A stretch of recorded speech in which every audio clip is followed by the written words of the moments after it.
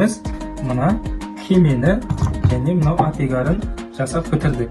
Үйді ішіндегі жиһаздарымен бірге бұл да бір қолөнер. Бұл бұйымды енді балабақшаға сенің достарына табыстайтын боламыз.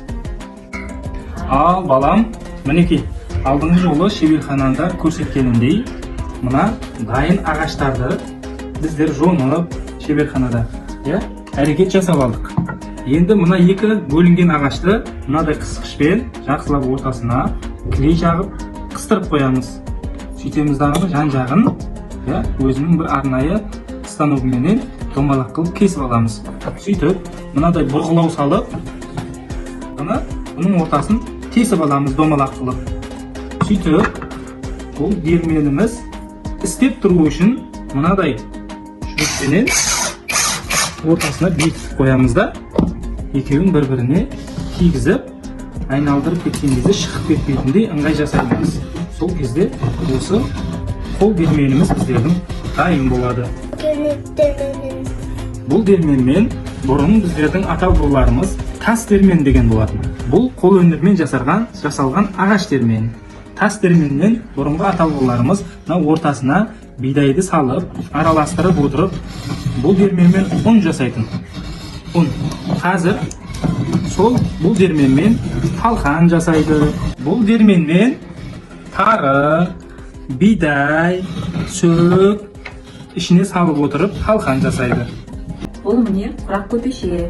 Құрақ бұл төрге төсейтін көрпеше. Мата қиындыларын қиюластырып, неше түрлі 8 жапырақ, ром және неше түрлі қазақ нақыштағы өрнектерден құралған көрпені құрақ немесе құрақ көрпе деп атаймыз. Ежелгі қонақжай халық төрін қонаққа арналған қасиетті орын санаған және сол орынға осы құрақ көрпешені төсеген. Осылай үш бөлшекті кесіп аламыз, екі жіпті міне екеуін біріктіріп осылай ұстаймыз. Мына жерді ұстаймыз, мына матаны ұстаймыз.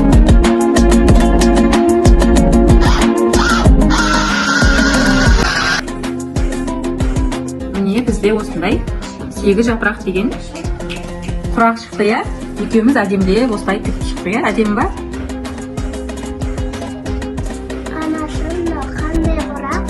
Бұл ром деген құрақ. Қараш, қиындылар өте көп, және күрделі түрде жасалған құрақ түрі.